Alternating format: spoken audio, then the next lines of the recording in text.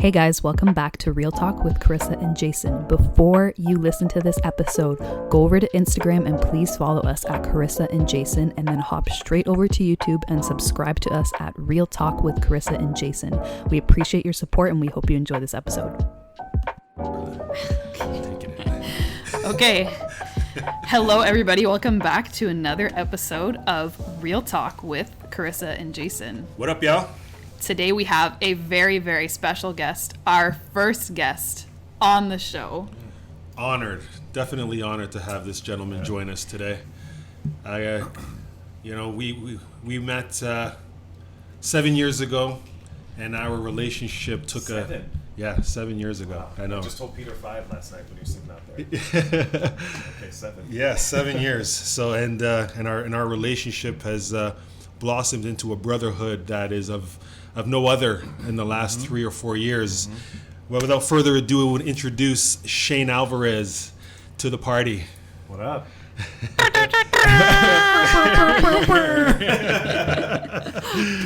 Yeah. Welcome, Shane, Jason's neighbor. Listen, you guys talk while I fix this camera. All right. Yeah. Yes. So yeah, we've been neighbors for 7 years. This 7 years. Wow. I was sent to this house that I didn't want to move into, and we talked about this before, but there's probably a very damn good reason why I moved here. That's right. And every day, well, maybe not every day, but a lot of the times I thank God for that. Likewise. How long have you lived here? We've been here, so my middle child is 8, so 9 years. Okay. Yeah, we've been here 9 years. 9 in years. this house. Nice. Yeah. Nice. And it's fitting that you are here joining us today for what we want to talk about, because part of what helped our relationship blossom was how you invited me into your personal space and shared some intimate stuff with me through God, and through this whole process you've developed a relationship with God, and that's improving every day and getting stronger every day. And what we want to talk about today is how fear and how we're controlled by fear and stress, and how you can alleviate that through faith and through knowledge. I can't think of a better person to talk about their story. So thank you for that. Cool. Well, thanks. I'm happy to be the first official guest on the podcast. It is our absolute honor. That'll go Welcome down in to history. our They can't take that basement. from us. You can't take it. You can't take it from us. Exactly. So I don't know where we want to begin. I know, Carissa, you've said for 4 days now, every day that you have I'm like, a where's bunch of Shane? questions. I have questions for Shane. Well, my main question is, in our first episode, we kind of described, me and Jason, we described our journeys. So I'm just curious, what is your journey? How did you start? Where are you now? Right. Talk. Spill the beans. Okay, so May 19th, 1979. Okay, yes. Yeah, so I grew up in a Catholic home. Yeah. And that's all I ever knew for literally all my life. I went to Catholic school, did all the baptism and communion and all that stuff. At some point, I guess, as an adult, two things kind of happened. Like I found a different path in terms of earning income for my family. So I got introduced to home-based business or network marketing or whatever people want to call that, and that was 2013. Okay. So I'd met some new people. I was changing the way I thought about working from a 9 to 5 to bringing in income on my own, and through that, it was almost like that opened Pandora's box for life, because it started with business and then it went down a road of spirituality, and it went down personal development and all that kind of stuff. And I remember my first mentors, they told me to watch this movie called oh gosh, the name is escaping me. Zeitgeist. Okay. I don't know if either of you are familiar with I've Zeitgeist. heard it, but I don't know what it is. Right. So it's a mind bomb. Let's put it that way without using the other word. So basically, it kind of debunks the role of institutionalized religion. Okay. And it does it in a way where it kind of shows you the common thread amongst everything, and it kind of talks about how, the baseline for religion is in every religion is, do right by other people, love your fellow neighbor, love your fellow man, and belief in God as a higher power. But then it breaks down each individual book, from the Bible to the Quran to all the other texts that people follow, and so anyway, when I had watched that, this was 7 years ago, it scared the living daylights out of me. Okay. Because it Why was did it like, scare you? Because it kind of like challenged everything I was taught to believe as a Catholic. Yeah. So up until that point, were you like firm in your Catholic beliefs, or it was kind of just like an afterthought? No, it was more like, I'm Catholic. Okay. Like someone asked me, it was like, yeah. Cultural kind of thing. Right, Yeah. right. I used to go to church every week growing up with my family, and then as a adult, I stopped. Yeah. Then when I got into Zeitgeist, then I started to question it all. Yeah. And that was where the big change happened for me, because my mom couldn't accept that. And she was always challenging me on, why don't you go to church? Why don't you go to church? Why don't you go to church? And then in the process of that all happening, I was also coming across the information that was coming out about things that were happening with leaders in the church. Yeah. And the movies like Spotlight and things like that were coming out, and I was watching that, and I was like, you know what, Mom, I'm not really down with this whole institution part of it. It sounds like he's talking about a lot of the things that a lot of people go through and think about when they hear religion. Yeah. Right.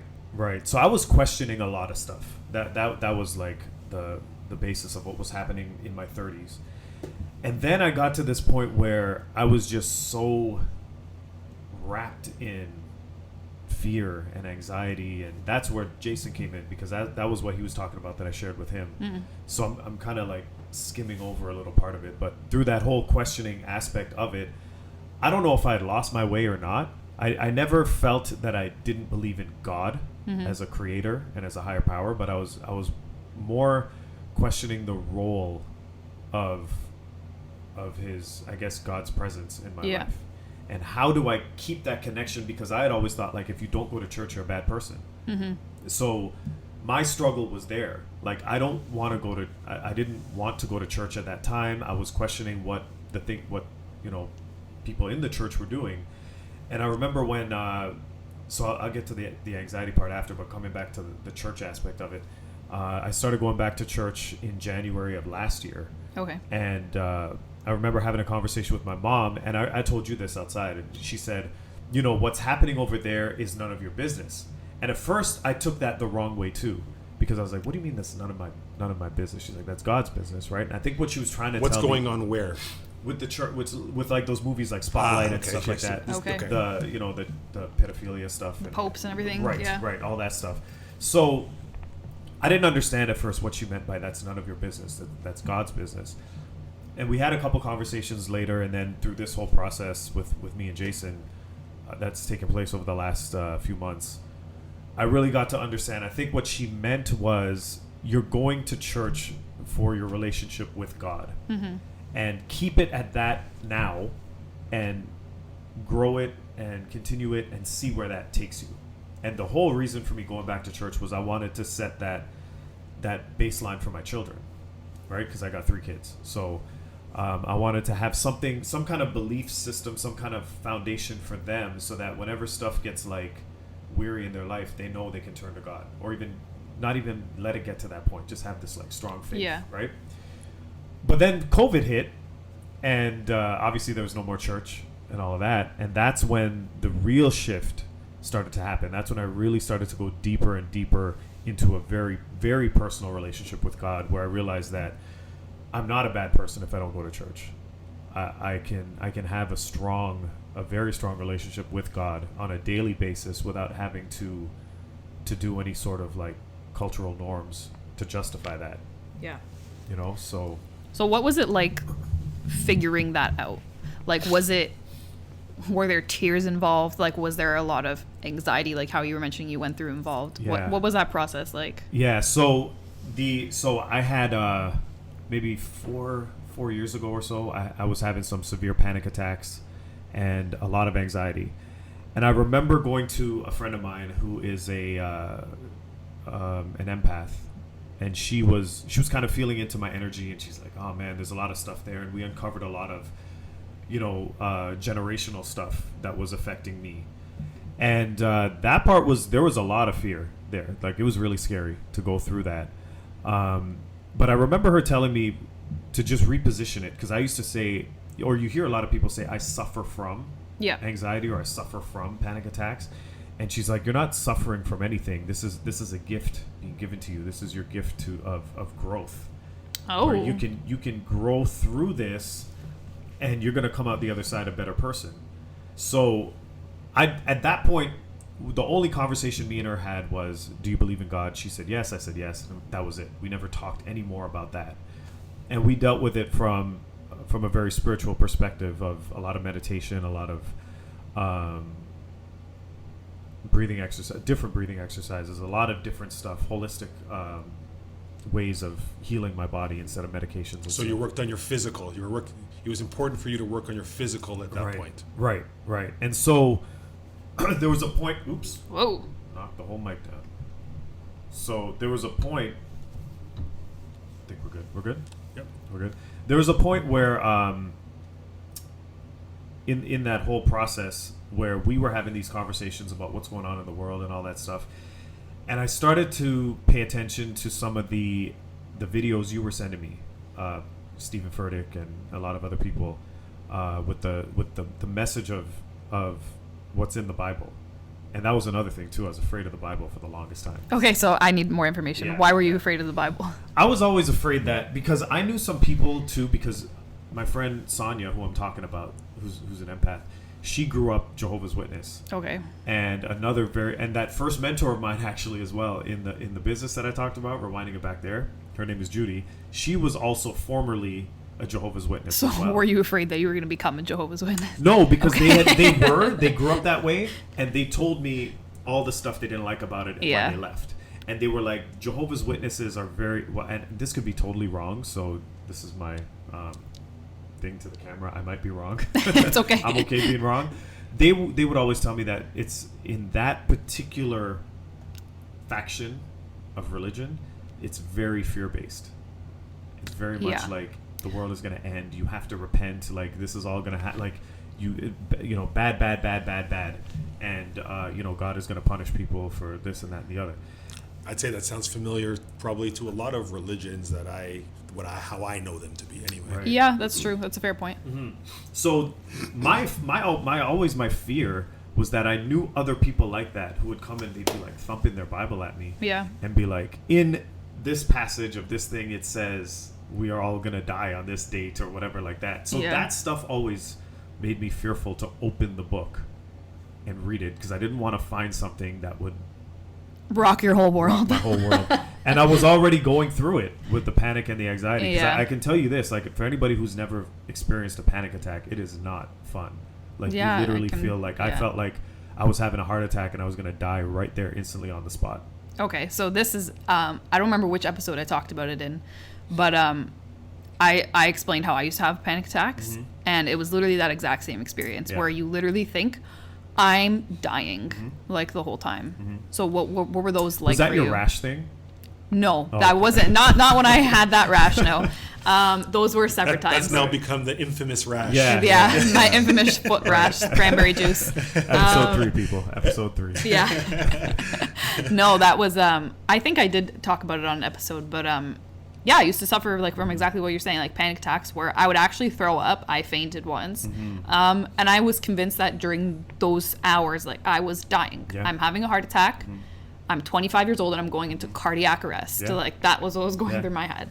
Yeah, So, I had those moments, and my kids were there. My wife was on night shift. Oh, wow. And they were in the kitchen, and they're like, Daddy, why are you putting we had this big tub of Nestle Quick, yeah. and they used to always have chocolate milk before bed. So I remember making the chocolate milk, and just it was coming over me, and you feel it, like it just rumbles up, and you're like, I just got so fearful, and I was not paying attention what I was doing. I put the milk in the cupboard, and I put the chocolate milk in the fridge. And they're like, Daddy, why are you doing all that stuff? And I'm like, I just was like shaking my head, like, what? And then I was like, this is too much. That's when I first reached out for help. So anyway, So I should have reached out for help a long time. I do that all the time. Yeah, well, it was more than just that, but you know, that was the trigger for sure. Yeah. That was the trigger. Like, so with the anxiety and the panic attacks you're suffering from, I just want to get this straight. So you thought that if you opened up the Bible, if you went deeper into that your panic and anxiety would just increase. Yeah. Okay. Yeah. So I went the spiritual route. Yeah. With her, and it did wonders for me. And then finally there was just this day where, between that and between just searching, like when COVID hit, it kind of triggered a lot of the fears that I had about life, in terms of what am I going to do if I lose my job, which I did, and I'm not prepared fully with my other ventures of real estate investing and business and all that stuff, which I wasn't at the time. And now I got to take care of the kids all day, and you know, what's that going to look like? So all three of those things hit at one time when COVID hit, and it was still pretty cold outside, so we weren't, you know, it just felt like everything, all the walls were just closing in. So you have 3 kids, right? Yeah. 3 young kids. Yeah, 10, 8, and 5. Okay, and you inside the house with these 3 kids. Yeah. Okay. Yeah. And right. you know, Carrie, my wife is a nurse, right? Yeah. So she's working all the time. Oh wow. So, all of this stuff is happening, and then I'm just reaching out, and I never like to go to my mom because I never wanted to worry her about what's happening with me, although she knew everything. Yeah. But I would always tell her after I'd worked through something what had happened previously. This time I was like, I'm struggling. Yeah. I need some help. And she sent me a couple gospel songs, and I was like, she's never done that before. So that was different, first of all, coming from her, because her normal thing would be like, go to church. But now she sent me a couple gospel tracks, and I was like, okay, so I'm listening to this. Jason sending me more gospel songs. I'm like, okay. Then we start getting into these deep conversations about God, which I never knew about him to begin with. So we're now, this bond Everybody is keeps now, saying that. Yeah. Like, this boy must be the Ray and nephew. Yeah. It throws you for a loop. Right. So this bond is happening, and all the work I've done for the past 4 years, I'm continuing to do that. And then one day it just boom, everything made sense. I felt like I cracked wide open, and I just had these moments. That's where the tears came. Yeah. Where like grown man tears, because he sent me this one song called Champion. So I sent that to him, actually. Oh, okay, I figured now it makes sense. And my friend Cindy sent that to me, so it was just like a whole chain of people. Yeah. Wow. No, like ugly tears. Yeah. Uncontrollable sobbing at the table, and it was just like it's reaching me. And that's when going to the other, like, not only through song, but through the Elevation Church stuff that you were sending me with Stephen Furtick, it was just resonating with me on a different level than I'd ever felt from ever going to church. So it was like I was always crying. Now I'm always crying. Yeah. It's so it's so crazy. God can make any grown man cry. Yeah. Okay. Yeah. Do you think that the songs that are being sent to you, the video clips that are being sent to you, do you think that you would be reacting the same way a year ago where you were then? No. Or do you think that it was because of the timing, because of the place and where you were, that when you received these messages, they were received at the right time? Yeah, absolutely the right time. Because, like we talked about, after I listened to your first podcast and you talked about The Secret, was it you or you who talked about Jason The talked about The Jason Secret. talked about The Secret. Excuse me. So that was my gateway as well. Wow. Yeah, that was my gateway when I got into that business in 2013, and my mentors were like, you need to... Sorry, it wasn't even them. It was before that, because a friend at work saw that I was just unhappy, and she's just like, you're not yourself. Read this book. And she gave it to me, and it was The Secret. My mom had shown me the video like 3 years before that, or 4 years or 5 years, 2008 or whatever, when The Secret first came out. And I completely waved it off. I was like, oh my God, Mom, this is like some hippie, voodoo type something, mind control stuff. Like, I don't want any part of this. And so she's like, okay, whenever you're ready. And she just backed off, never said anything about it again. I get the book, and she's like, oh, look at that. You got The Secret. Who'd you get that from? And I was like, a friend at work. She's like, okay, are you going to read it this time? I said, yeah, I'm going to read it. And then it made way more sense. So that goes back to that question you asked. Would I have received this information being the person I was a year ago? No. I don't think it would have had the impact that it did now. What was the switch? I think the switch was me just finally, I don't know if it was a small way or a big way, but just releasing. That's not the word I'm looking for, but they say you give yourself to God. Yeah. Yeah. Like surrendering. Surrendering. Thank Yeah. you. That was the word I'm looking for. Surrendering. And Sonia had talked to me about that all the time. She's like, even in this process, you're going through meditation and you're doing all the work and you're doing all the work. At some point, you have to surrender to God. And when that happens, everything's going to come together, and you're just going to release all of this stuff that you've got trapped in your body, right? And so that's really what it was. Like, finally, I just had this moment of release, and I'm like, I'm not going to just sit here and cower in my house and not do anything. And since then, everything's taken off. Wow. The business ventures that I'm doing, they've grown exponentially over there, and my faith in God has grown. My just being happier on a daily basis. How's like the anxiety and the panic attack stuff? It's almost non-existent. Wow. And when it does creep in, like if I watch too much, if I go down the rabbit hole too much, Yeah. of, what's going on, the deep state and all that kind of stuff. If I go too far there and I start to feel it, I just go and I pray, and it's just like, whew. And I'm not trying to just be like, oh God, get rid of this for me. It's like, no, you know what? I've been distracted too much now, and I got to fill myself back up with, with the good stuff. The cup of Jesus. Yeah, exactly. Well, it actually makes sense though, Shane, because when you're going down rabbit holes, and I can speak for myself because I did the same thing when COVID hit. We talked about this a lot. But when you go down these rabbit holes and you get fearful, that obviously causes a lot of stress. And the thing about stress is, when you're stressed, your body starts to work really hard all the time, right? And when your body starts to work hard all the time, it shuts down on you because it can only handle so much. And I'm talking shut down mentally, emotionally, spiritually, could even happen. And then when it's tired, what happens is you start to fight the battles that you shouldn't be fighting, right? So that's that rabbit hole that we get into when we, when we're tired, we start to play in the playground that we don't want to play in. Yeah. Yep. And now you're in battles with yourself and with concepts and with theories and with all this other stuff, distractions, and you're not going to win those battles, and they're not your battles to fight. Yeah. Your energy's in the wrong space. Big time wrong And space. that's been actually me the past couple days. I've gone down the Jeffrey Epstein rabbit hole. Oh yeah. And it's Yeah. been very hard to get out of it. That has been me. So yeah, Yeah. stop the rabbit hole before it starts. Yeah. Well, and to be honest with you, I actually believe that those rabbit holes and those energies, they're put there on purpose. They're put there on purpose to distract you. Right. They're put there so that you are not focused and surrendering yourself, as you put it in your own words. Right. These distractions will pull you away from that, Yeah. because that's where that wants you to go. Right. And I feel like that's where most people are very comfortable being, because that's where they've been almost their entire Yeah. life.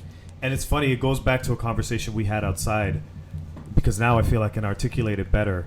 When remember in the beginning of COVID when we were talking and you were like, I'm going to scream, metaphorically, Yeah. I'm going to scream from the mountaintop, and I'm going to be the guy that's going to wake everybody Yes. up. Yeah. And I was like, you know what? True story. Yeah. And I remember telling you, I was like, what if that's not your role? Yeah.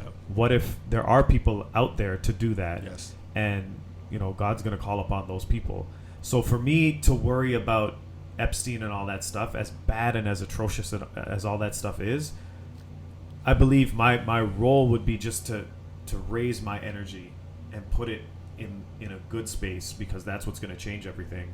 And then God's going to do God's thing and get the people in motion. And it's already happening. Yeah. So Well- people in motion to kind of fix all that stuff. I always think if you try to operate outside of your role, that's when failure comes. Failure, people can take that word how they may, but for example, me and Jason work together, right?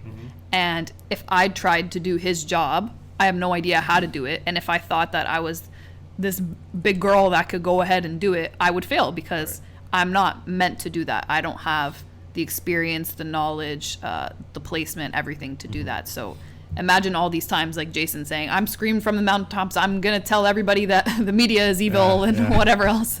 Like, if you're not meant to do that, that's when... Which it is. I still stand by that. Yes, but like he's like shaking in his pants. Sure. Yes, don't worry. So, but yeah, that's if you're moving outside of the role that you have, it's just not a good situation. That's when you get frustrated that for some reason nobody's listening to you, or for some reason this is happening and that's happening. Yeah, it's so true. And to touch on one last thing that you said to wrap that part up, that's exactly what panic and anxiety is when you've suppressed all this, like you keep taking this rabbit hole stuff on, or anything it is in your life, and then you've got all this energy bubbling. It's like a cauldron inside you, and it just pops up to the top, right?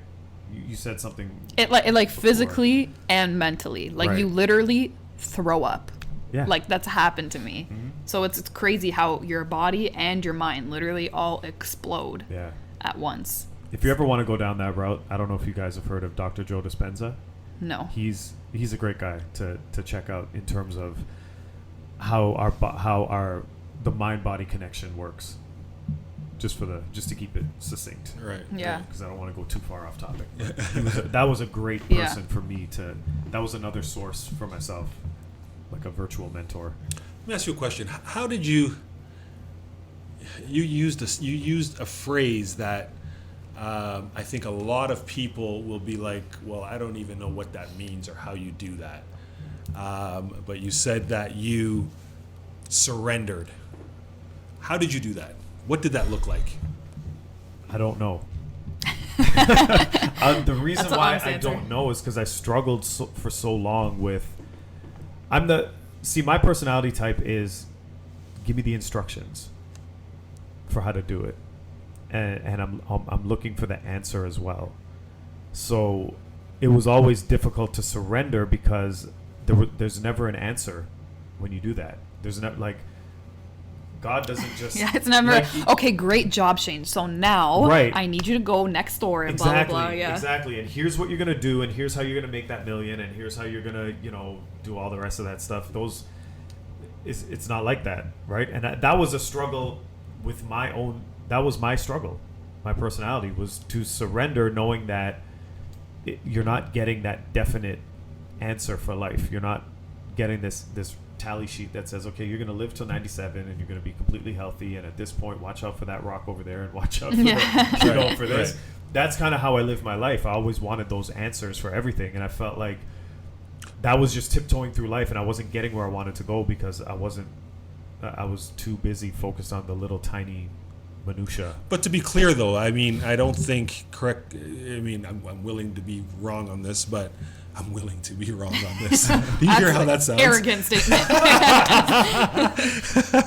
Well, he also did the first triple negative I've ever heard in my life. Can I tell you that one? Oh, yeah. That's right. We can talk about that after. That's funny. Surrendering doesn't necessarily mean that nothing bad or challenging is going to happen to you. That's not what it means. Right. So, of course. Yeah. I just want to make sure that it is understood that when you surrender yourself, it doesn't mean that, you can cross the road being blindfolded and you are protected. That's not it at all. I think if I had to try to sum up how to surrender, it's basically just letting go. Just letting go of any fear that you have, letting go of any stress that you have, letting go of any problem that you think that you need to fix, and giving it up to a higher power, giving it up to God. And I think to a lot of people that's going to sound really cliche and really hocus pocus, but for me personally, surrendering was really that simple. It was really just letting it go. Chris and I will have conversations and she'll tell me about, something that she's going through at that time. And I'm like, it's not yours to care. Like, who cares? Yeah. Let it go. Yeah. And you said it. You said what I was trying to say. was just letting go of that need to be in control. Yeah. That was There it is. that was the underlying theme of my life, was a need to be in control. And once I let that go, what it looked like on a physical level was me on my knees in tears, just saying, just Yeah. help me. I don't want to feel this way anymore. I don't want to feel anxiety. I don't want to feel panic. I don't want to feel afraid. I'm done with that. I've Go done ahead. the work, you know? I was gonna just paint a picture for it. Like, I always look at it like, before you surrender, like typically like in life when you surrender, like with like the white flag, like there's a battle, there's a war. So everybody is facing some kind of war in their life. For you, it's this war between I want this tally sheet for my life, but it's impossible to have. Or I'm fighting this anxiety. Or, you know, for me it was fighting this war of like, well, God can't be real because then that must mean that I'm dumb and I'm stupid for believing this, and that. You're constantly in this war, and surrendering is literally putting up that white flag and surrendering and being like, okay, you know what? I give up on trying to win this on my own. I give up on my way of thinking, on everything that I've been trying to do. And you know what, God? Here I am.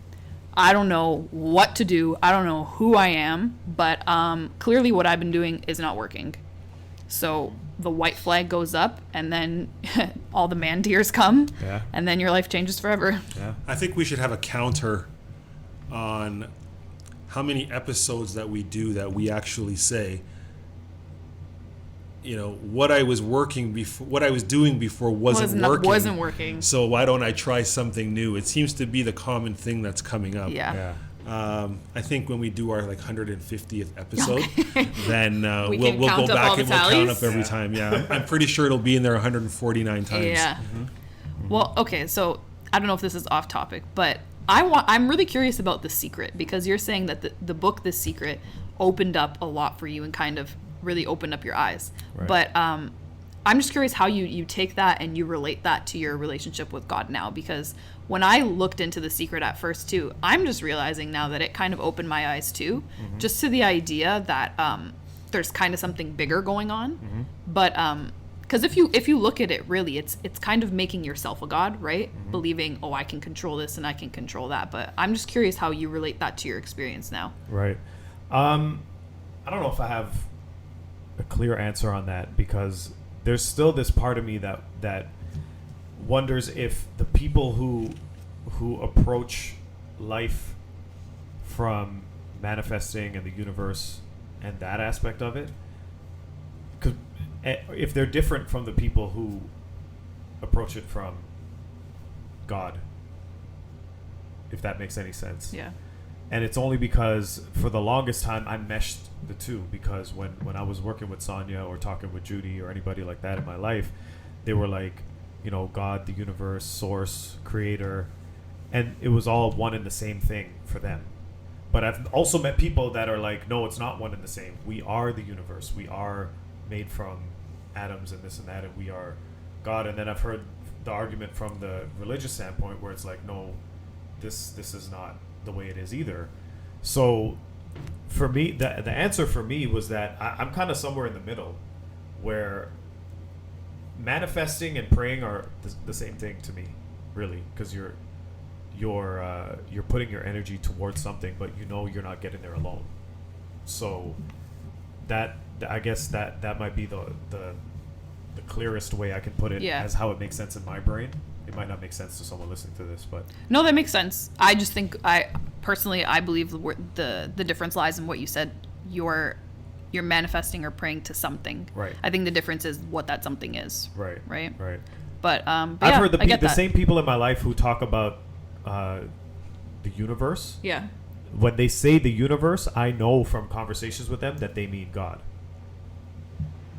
Right? If that makes Yeah. sense. I wonder why they wouldn't say God then. I don't know. I don't know. Why either. why is God such a bad word to people? Yeah. And why are they afraid to say it? Right. I don't understand that part of it. I think God is like a trigger word, because I think with the word God and Jesus and stuff like that, you get 2,000 years of history.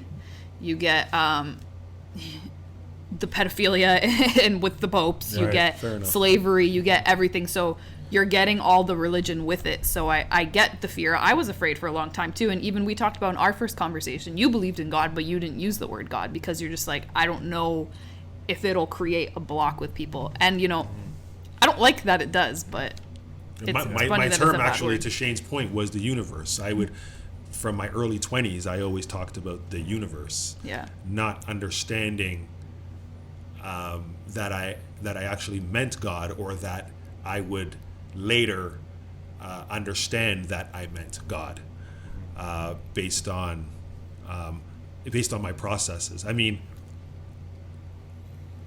I understand. You know, you asked if what you said makes sense, Shane, and yeah, it does make sense. But the book itself, and I feel like we keep making these podcasts about the book, and I don't want it to be about the book specifically. Maybe it's just a starting point for people to, if you have no clue and you are 100% lost, that's a great starting point to go to. But for me personally, with the book, what it taught me was how to just change my mind frame from negative to positive. That's really where it started. Okay. Right. Yeah. Right? And when you say the book, you're talking about The Secret or the Yeah, Bible? yeah, the Secret. Right. I didn't start reading the Bible until this year. Right. Same thing. That's really what it did. Yeah. Was it allowed me to focus on positive reactions and actions and gratitude. First of all, gratitude. That was the biggest thing. Was just to become grateful for what I have. Right. And so when I wake up every day, that's the first thing I do. Before I even swing my legs out of the bed, thank you for another day. Yes. Thank you for waking up. I look over, and 9 times out of 10, my wife is there if she's not at work. Right. And I'm like, thank you for her. Thank you for the kids. Thank you for the house, hot water. Like little tiny things that we all take for granted. Yeah. You know, like stuff like I have a vehicle. I don't use it right now, but I have one if I need it. A lot of people don't. All right, let me ask you a question. I'm not sure a universe can talk back. I'm not sure about that. Do you ever find now, where you are in your journey, that God talks back to you now? I don't know. I haven't had an experience where I can definitively say, like, I had that moment with God where God's talking to me. I've had... I don't mean like literally like, hey, Shane, how's it going, bro? You know? No, Shane. but like, I've had... Wake up, my child. Yeah. No, but I've had, and this may sound kooky to a lot of other people too, but I've had my cousin, he died when he was 23, I was 24.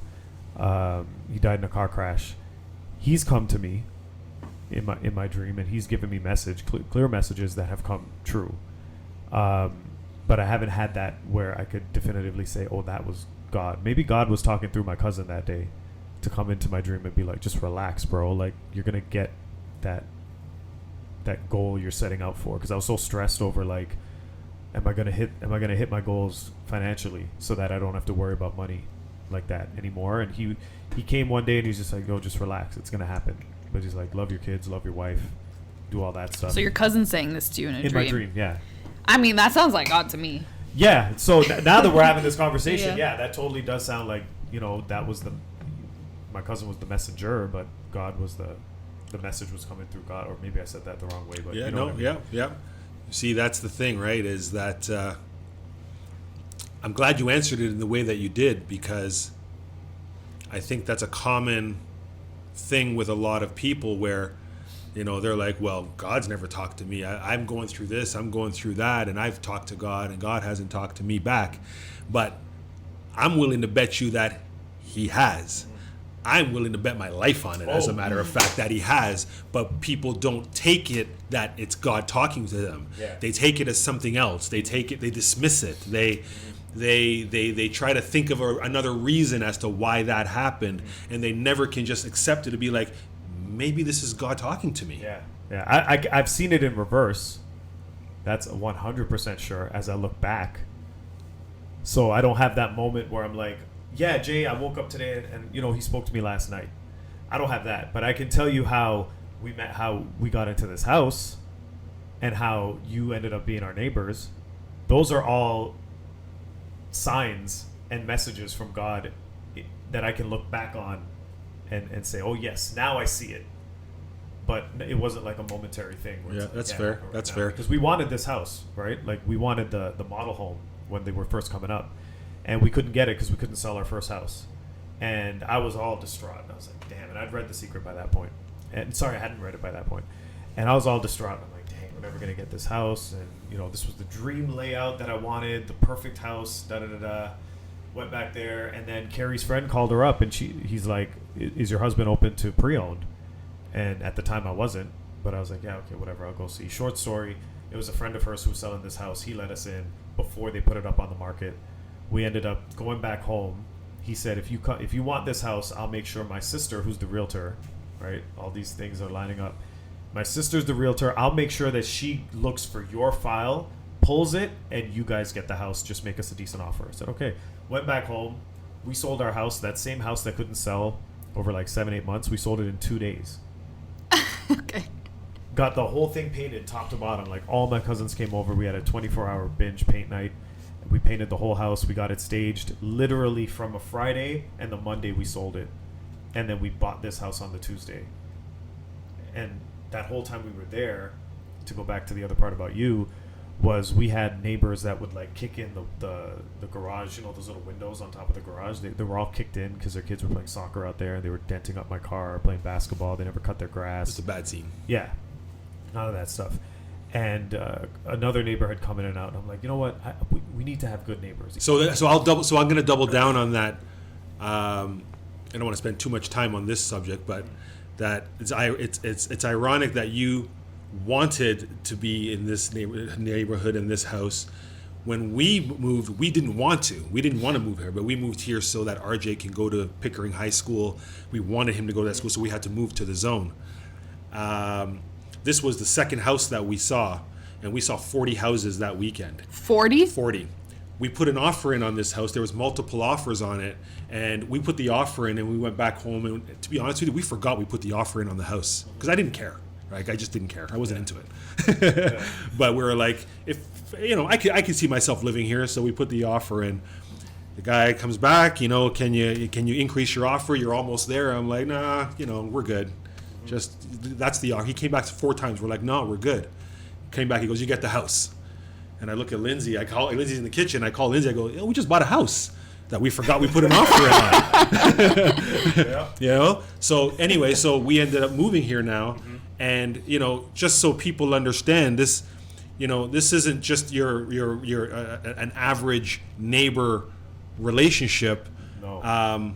I can say that through all this COVID stuff, that you've been instrumental in helping me process all of this and get through this. And I've been on cloud 9 the whole time, and a big part of that is because of you and your family. It's more than mutual. We talked because we've talked about this. To get the idea of Jason and Shane's relationship, this is all I needed to know before I even saw them together. Is there's no fence in between them in their backyard, and I was like, all right, enough said. I don't need to know anything else. Yeah. It never will be. Yeah. I'm in the kitchen and Shane's knocking on my back door. Hey, and I'm half naked, and it's like, hey, all right, what do you need? When these kids came in, man, when all the stuff came in, like, yo, Jay, the faith gear came in. So the point is that to Shane's point, he's using him moving here and us moving here as an example of God's work. I truly believe, I never thought of it that way, but it truly is actually God's work, because we've helped each other over the last 7 years at different times in our lives, and I thank God for that. Yeah. I have.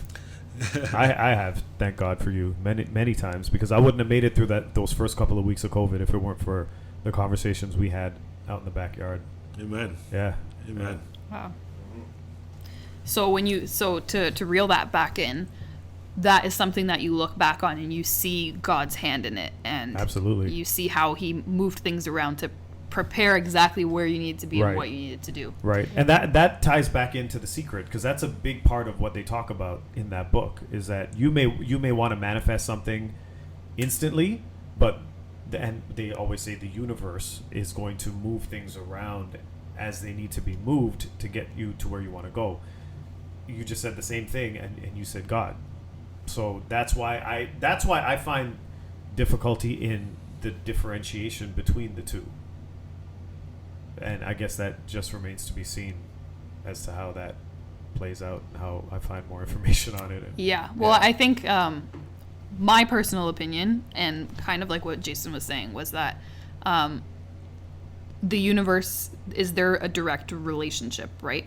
Because with God, like you said, there is a relationship. Right. You can talk, and he could talk back, and you can feel something from it, right? So, I mean, not to say I understand people that manifest from the universe, they feel things and stuff, but yeah, I think my personal opinion is there's the disconnect between like the personal relationship, right? Right. But I think, let's say if you read The Secret, for those that don't know, The Secret is basically the book that explains like the law of attraction and stuff like that.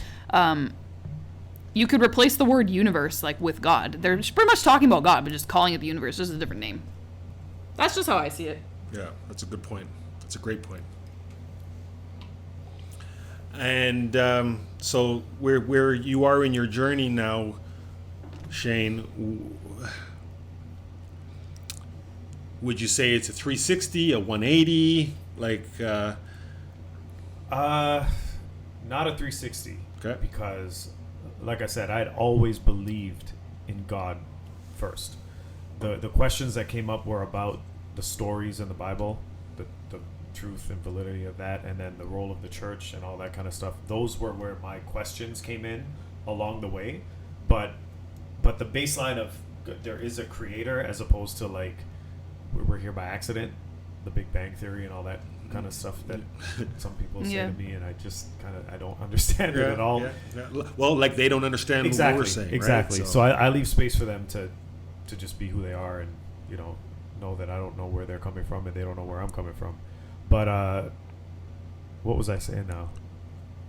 Where it wasn't a 360. Right, it wasn't a 360 because I'd always believed in God, in a creator of the universe, and God is the creator of the universe.